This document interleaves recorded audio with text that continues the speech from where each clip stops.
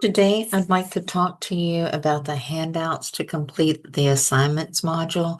It has several things in here that you will need to do your speeches. The first are the topic worksheets. The first one is the demonstration how-to topic worksheet. You'll fill that one out for the demonstration how-to speech. The second is the speech topic worksheet PDF, then the document. You'll use that one for the informative and the persuasive. Then you'll see how to speech example. And then we have here the oral com grading rubric. I would like to talk to you about that today. In the oral com grading rubric, you see I'll write your name and then we'll write your topic down as soon as I hear it. I am listening for several things in your speech. I am listening to see if you have gained my attention, if you've introduced the topic clearly, if you related the topic to the audience, established your credibility as a speaker, and if you've previewed the main points of those speech. I'll listen to those before you make that transition into the body of your speech. In the body of your speech, and then I'm listening for the key. I'm looking to see if you have your notes available, if you're using either note cards or if you're using an outline of any type. I'm listening to hear if your main points are clear, if your main points are fully supported, if it's organized in a logical manner, if the language is clear and appropriate. I'm listening to see if you enunciate and pronunciate. I'm listening to see if those transition statements or those connectives are effective. I'm also looking to see if you have a visual aid available.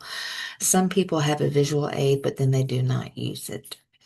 And if you look here in the delivery, you see where I listen to hear if you begin the speech rushed or if you start speaking real fast at the beginning and then slow down at the end, or start speaking real fast at the end, and you talk really slow and lethargic at the beginning. The maintaining eye contact is really kind of hard since if this is online, if this is in class, I'm looking to see if you've kept your face up or your face up to the camera to see if you're trying to at least make some sort of connection with your audience members. I'm listening to hear if you've articulated your words clearly, if you use pauses effectively and not just used a pause because you've lost your place or you've forgotten where you're at. I'm listening for those extended pauses. I'm watching to see if you presented your visual aid as you were speaking. Some people, like I said, I've had some students who have the visual aid, but then they won't use it as they're speaking, and then they'll just go through the slides at the end. That's that's not very well. You're supposed to use the visual aid throughout the speech as you're making your points. In the conclusion, I'm listening if you prepare your audience for the ending. That's that transition statement. If you've given us some sort of signpost that you're wrapping this up. I'm listening for that summary of those main points where you've reinforced the central idea of your speech. And if you've left a vivid ending, remember you have to have some type of attention getter, some type of hook at the beginning of the speech.